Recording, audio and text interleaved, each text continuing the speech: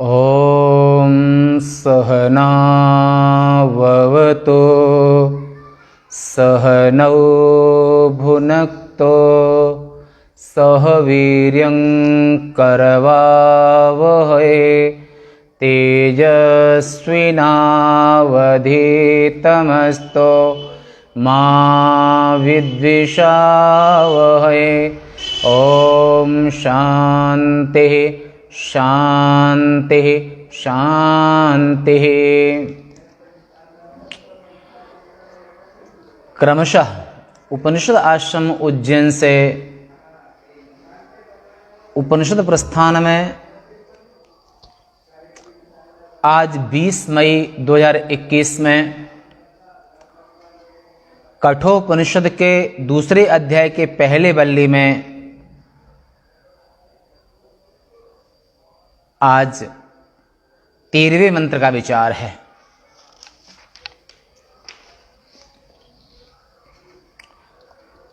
परमात्मा का वास हृदय देश में है। हृत पुंडरीक हृदय देश में है और ऊपर जो आज्ञा चक्र में षड चक्र हैं, आज्ञा चक्र में द्विदलात्मक कमल का चिंतन होता है। कंठ देश में विशुद्ध चक्र, इसमें षोडश दल कमल और हृदय देश में इसमें द्वादश दल कमल का चिंतन। नाभि देश में इसका नाम है, जो हृदय में है ये अनाहत चक्र कहते हैं, कंठ में विशुद्ध चक्र कहते हैं। आज्ञा द्विदलात्मक आज्ञा चक्र, ऊपर सहस्त्रार जहां से नैष्ठिक ब्रह्मचारी देह त्याग करते हैं, यहां से जब ये यहां से ऊपर उनके प्राण निकलते हैं उसको ऊर्ध्वरेता कहते हैं, ब्रह्मलोक गमन करते हैं।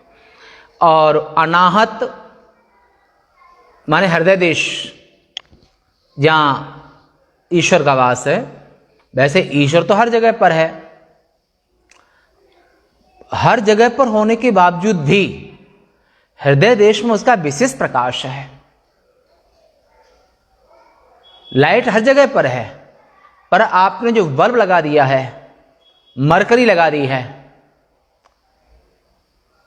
उसमें प्रकाश से आता है। वैसे परमात्मा तो सामान्य रूप से तो सब जगह पर है, पर दो रूप है, सामान्य विशेष। और विशेष रूप से परमेश्वर का जो वास है, जो प्रकाश है, चैतन्यता है, वो सभी के हृदय में गुदा के ऊपर का भाग। तो ऐसे जो षडचक्र हैं और योग और षड चक्रों में कुंडलिनी का जो आवागमन होता है, लगातार प्रवाह होता रहता है। और योगीजन हृदय देश में उस परमेश्वर का विशेष दर्शन करते हैं, विशेष चिंतन करते हैं। हृदय देश में यानी कि अंगुष्टमात्रः पुरुषो ज्योतिर्वाधूमकः ईशानो भूतभव्यस्य स एवाद्य स उष्व एतद्वैतत्। अंगुष्टमात्रः पुरुषो ज्योतिर्वाधूमकः ईशानो भूतभव्यस्य स एवाद्य स उष्व एतद्वैतत्। अंगुष्ठ मात्र माने यह जो अंगुष्ठ मात्र, अंगुष्ठ माने ये भाग, अंगुष्ठ मात्र हृदय देश में इस अंगुष्ठ मात्र जो खाली स्थान है, अंगुष्ठ मात्र, तो वहां पर ईश्वर का अंगुष्ठ मात्र पुरुष। तो अंगुष्ठ मात्र पुरुष धूम रहित ज्योति, अंगुष्ठ मात्र पुरुष हृदय देश में निवास करता है। पर कैसे? जहां पर अग्नि होगी वहां धुआं जरूर होगा, पर ऐसी अग्नि भी होती है जहां धुआं नहीं होता है, धुआं से रहित अग्नि। यद्यपि ये व्याप्ति निश्चित है कि यत्र यत्र धूमा तत्र तत्र वह्नि, कि जहां जहां धुआं होगा वहां अग्नि जरूर होगी। परंतु यत्र यत्र अग्नि तत्र तत्र धूमः, ये आवश्यक नहीं है। धुआं बिना अग्नि के नहीं हो सकता है, पर अग्नि बिना धुएं के हो सकती है। अयगोलक, जैसे हीटर वगैरह में, अंगारों में धुआं नहीं है, धुआं खत्म हो चुका है। तो परमेश्वर यहां पर जो ज्योति स्वरूप परमेश्वर हृदय देश में निवास करता है वो कैसा है? ज्योति, ऐसी ज्योति, ऐसा प्रकाश जो अधूमका, जिसमें कोई धुआं नहीं है, यानी कि सत रज तम तीनों गुणों का प्रवेश उस परमेश्वर में नहीं है। ईशानो भूत भव्यस्य, वे ईशान हैं, वे ईश्वर हैं, सबके प्रकाशक हैं, सबके अंदर में रमण करने वाले हैं, सबके आराध्य हैं। और यही अजन्मा जो ईशान, ईशान नाम अजन्मा भी है। ईशान, ईशान माने भगवान महादेव का, मृत्युंजय महादेव का नाम है ईशान। ईशान का अर्थ होता है अजन्मा। और ईशन माने शासन करने वाला, सब पर शासन करने वाला। यही आज जो अजन्मा ईश्वर है, जो ईशान है, जो परमेश्वर है, जो ब्रह्म है, यही आज वर्तमान, आज माने वर्तमान काल में और कल माने आगे आने वाले भविष्य में, आज भी वही ईशान परमेश्वर है अंतर्यामी, और आगे आने वाले भविष्य में भी परमेश्वर ही रहेगा। भूतकाल में भी वही था, पर भूतकाल में था कैसे, खत्म तो हुआ नहीं है। भूतकाल जिसमें कल्पित था, क्योंकि परमात्मा तो तीनों कालों में एक रस रहने वाला है, जो उसमें कभी कुछ ना आता है, ना जाता है, ना घटता, ना बढ़ता है। परंतु अज्ञानी व्यक्ति के दृष्टिकोण से, संसारी व्यक्ति के दृष्टिकोण से काल की कल्पना की गई। सूर्य का उदय अस्त होता है तो एक सूर्य के उदय को सोमवार माना, एक को मंगलवार मान लिया, एक को बुध माना, एक को गुरु माना, एक को शुक्र माना, एक को शनि मान लिया, एक को रवि मान लिया। सातों बार की कल्पना मात्र है, पर सूर्य का उदय और अस्त तो एक ही समान होता है। सूर्य तो एक ही है। और इसी तरह से परमात्मा भूतकाल में भी एक ही सत्तावान था, वर्तमान में भी एक ही सत्ता है, और भविष्य में भी एक ही सत्ता ईश्वर की रहेगी, ईशान की रहेगी। ईशानो भूत भव्यस्य, वो ईशान पुरुष भूत और भविष्य, पहले भी भूतकाल जिसमें कल्पित था, आने वाला भविष्य भी जिसमें कल्पित है, वो तीनों काल में सत्तावान है। निश्चय यही वह ब्रह्म तत्व है जो तिहु काल एक रस रहे। तीनों काल में जो एक रस, एक समान, और जो अनाद है, जो अजन्मा है, जिसका कभी जन्म नहीं हुआ है, वो परमेश्वर तीनों काल में एक ही रहता है। अंगुष्ठ मात्रा पुरुषो, वो परमेश्वर अंगुष्ठ मात्रा प्रमाण, यानी कि हृदय देश में हृदय में जो खाली स्थान है वो अंगुष्ठ मात्र है। पर परमात्मा इतना छोटा नहीं है कि परमात्मा तो अणोरणीयान महतो महीयान, वे परमेश्वर छोटे से छोटे, बड़े से बड़े, अर्थात उनमें दूसरी किसी कोई सत्ता ही नहीं। वह अंगुष्ठ मात्र पुरुष धूम रहित ज्योति के समान। अग्नि के अंगारे आपने देखे हैं, अग्नि के अंगारे में धुआं नहीं होता है, जब अग्नि जलाते तो धुआं होता है। ऐसा परमेश्वर जिसमें कोई धुआं नहीं है, वो धुएं से रहित अग्नि के समान नित्य प्रकाश स्वरूप है, ज्योतिष स्वरूप है, जिसमें दूसरा कुछ है ही नहीं। मूल मंत्र में आपने ये सुना है कि अधूमका शब्द है, अधूमका नहीं समझ, यहां पर धूमका अधूमका, धूमका माने धुआं, अधूमक माने धुआं से रहित। तो अधूमका पद है वह नपुंसक लिंग में आता है, और ज्योति शब्द का विशेषण होने के कारण ज्योति विशेष्य है, अधूमका ये विशेषण है। अधूमकम शब्द बनता है, नपुंसक लिंग में अधूमकम शब्द बनता है। तो यहां पर अधूमकम शब्द होना चाहिए इसके साथ से प्रथमांत में, परंतु ऐसा नहीं है छांदस प्रयोग ना। तो यहां पर अधूमकम ऐसा होना चाहिए जो योगियों को इस प्रकार हृदय में लक्षित होता है, माने योगी लोग अनुभव करते हैं इस परमात्मा का सत्ता के रूप में, एक्टिविटी स्पंदनात्। ब्रह्मसूत्रकार ने इस परमात्मा को स्पंदन शब्द से संबोधित किया है। स्पंदनात् पंचमी अंत, माने स्पंदन, उस परमात्मा का ही स्पंदन संपूर्ण नाम रूपात्मक सृष्टि में पंचभूतों में एक परमात्मा का ही स्पंदन है। योगियों को इस प्रकार हृदय में लक्षित होकर वह भूत और भविष्यत का शास्ता, माने शासन करने वाला, भूतकाल में भी उसी का शासन था और आगे आने वाले अरबों खरबों वर्षों तक एक परमात्मा का ही शासन रहेगा। प्राणियों में वर्तमान है और वही कल भी रहेगा, अर्थात उसके समान कोई पुरुष उत्पन्न नहीं होगा, दूसरा कोई भी ना हुआ ना होगा। इसे कोई कहते हैं कि यह नहीं ऐसा, ऐसा 1-1-20 में आप पहले स्मरण करके आ गए हैं। इसमें पहले अध्याय की पहली वाली में 10वें मंत्र में जो उस पक्ष में है, तो उस पक्ष में यह कहा है, तो वह यद्यपि न्यायतः, यानी कि वो पक्ष प्राप्त होता नहीं है, तथापि उसका बौद्धों के क्षण भंगुरवाद का खंडन भी श्रुति ने स्ववचन से कर दिया है। माने जो 1-1-20 में आपने जिस मंत्र की व्याख्या सुनी है, उसमें जो चार्वाक और बौद्धों का जो मत है, उस मत का खंडन श्रुति ने चार्वाक, माने जो उन चार्वाक और न्यायिक जो बौद्धों के मत का खंडन, उसमें आपने 1-1-20 में आप पहले सुनाए हैं। भेदापवाद, भेद का अपवाद, ब्रह्म में जो भेद दृष्टि की जाती है उसका अपवाद श्रुति भी कहती है। यथोदकं दुर्गे वृष्टं पर्वतेषु विधावते एवं धर्मान् पृथक् पश्यन्स् तानेवानुविधावते।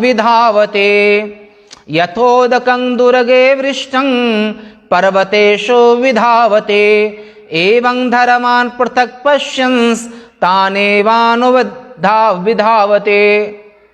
जिस प्रकार ऊंचे स्थान में वर्षा हुआ, पहाड़ के ऊपर वर्षा हो रही है और ऊपर वर्षा हुआ जल पहाड़ के कुछ उधर गया, कुछ उधर गया, कुछ उधर गया।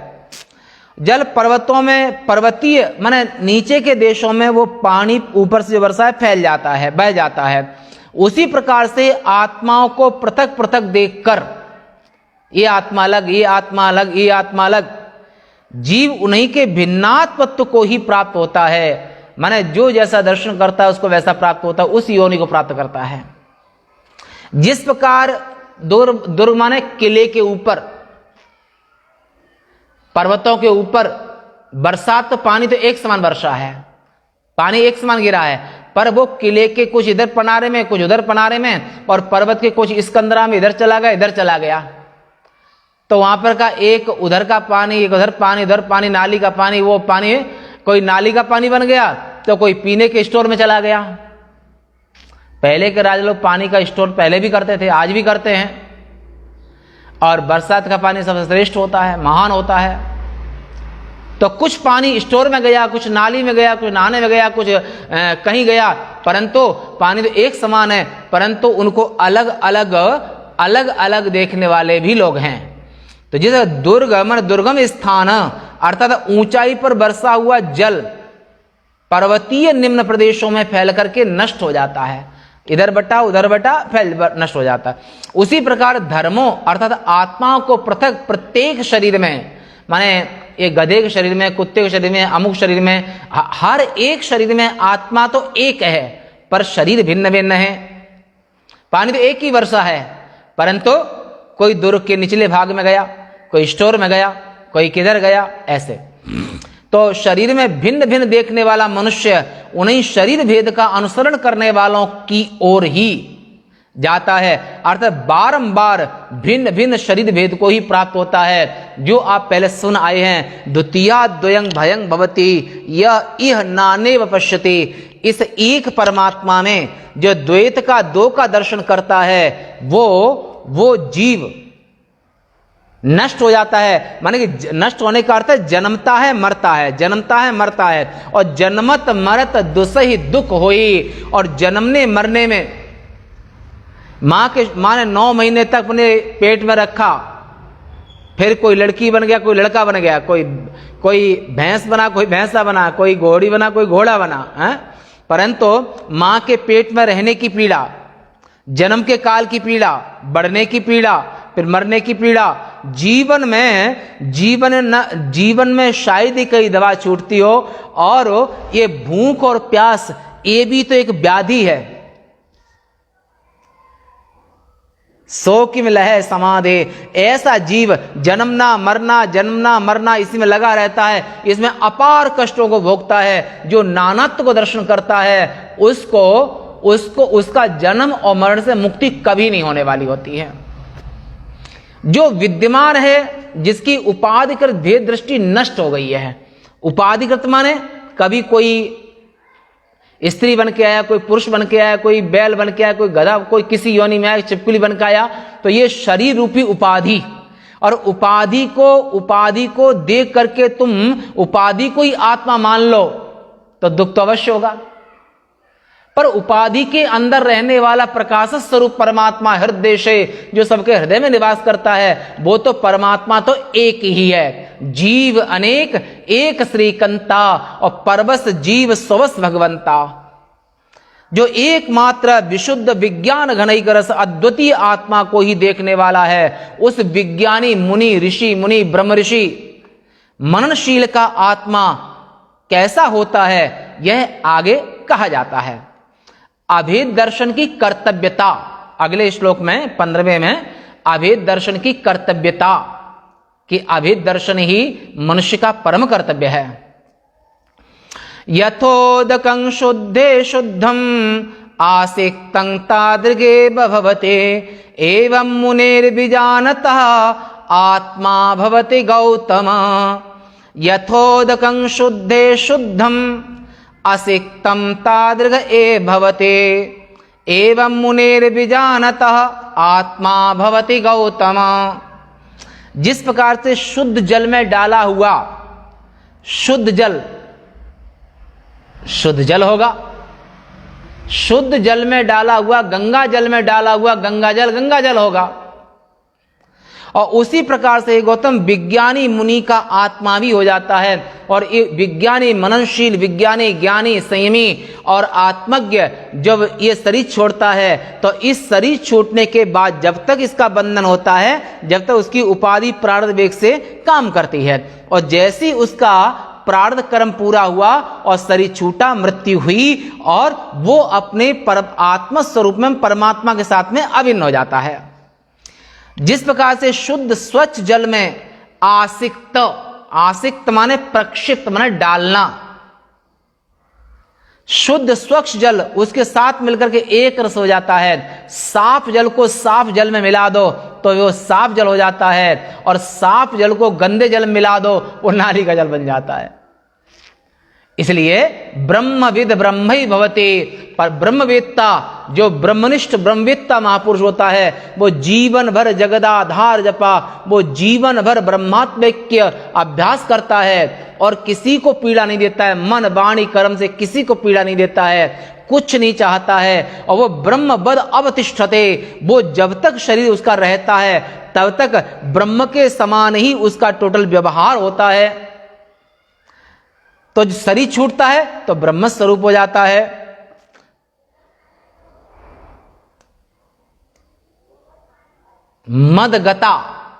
मदगतांतरात्मा बहवा ज्ञान तपसा पूता मदभाव मांगता। गीताकार कहते हैं ऐसे पूर्व के युगों में, पहले के समय पर लाखों करोड़ों ज्ञानी जन ये ज्ञान की तपस्या करके, ज्ञान की साधना करके और मेरे स्वरूप में हमेशा हमेशा के लिए अभिन्न हो गए हैं। और जो ज्ञान की साधना नहीं करते हैं, अज्ञान में रहते हैं, उनका जन्म मरण का बंधन कभी छूट नहीं पाता है। ये स्वच्छ जल में मिल करके वो स्वच्छ जल बन जाता है और उससे विपरीत अवस्था में नहीं रहता है। उसी प्रकार हे गौतम, उसी प्रकार से एकत्व को जानने वाले मुनि माने ब्रह्मनिष्ठ महात्मा, आत्मज्ञ संत, ब्रह्मर्षि, वे मननशील पुरुष का आत्मा भी वैसा ही हो जाता है। मरने के बाद वो भी ब्रह्म स्वरूप हो जाता है। और जीते जी भी भगवान ने कहा है कि ब्रह्मविद ब्रह्मैव भवति, ब्रह्मवेत्ता ब्रह्म स्वरूप होता है। मैं भगतन को दास, भगत मेरे मुकुट मणि। जो अनन्य भाव से, जो शरणागत भाव से भी ब्रह्म की उपासना करते हैं, वे भी भगवान को ही प्राप्त होते हैं, वैकुंठ आदि लोकों को प्राप्त होते हैं। तो परमात्मा की उपासना चाहे द्वैत भाव से करो, चाहे अद्वैत भाव से करो। अद्वैत भाव से करोगे तो ब्रह्म स्वरूप हो जाओगे, और द्वैत भाव से करोगे भगवान के लोक को प्राप्त करोगे, भगवान के सामीप्य को प्राप्त करोगे, भगवान के साथ रहने का सौभाग्य मिलेगा। परंतु भगवान की हुई उपासना चाहे द्वैत भाव की हो, चाहे अद्वैत भाव की हो, वो नमे भक्ता प्रणशे, भगवान के भक्त का कभी भी ह्रास नहीं होता है, पतन नहीं होता है। भगवान के भक्त का कभी पतन नहीं होता है।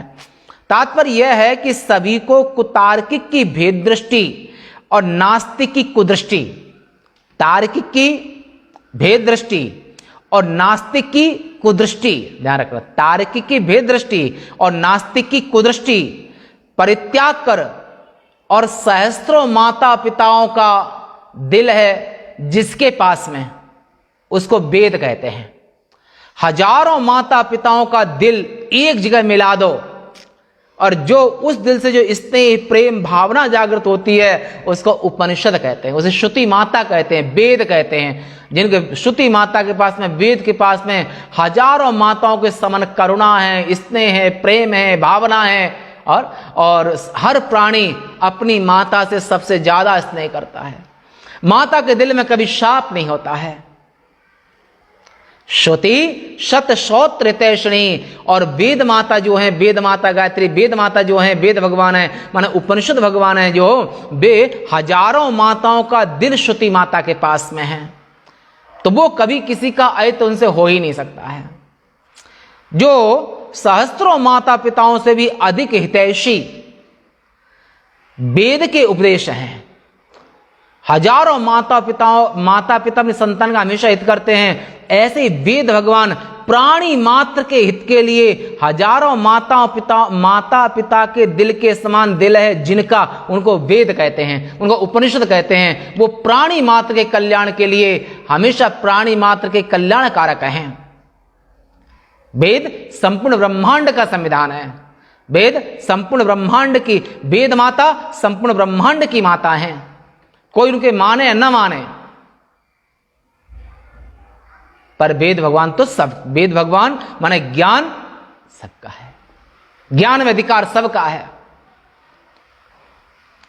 वेद के उपदेश किए हुए आत्मिकत्व दर्शन का ही अभिमान रहित होकर के आदर करना चाहिए, ऐसा आचार्य कहना है।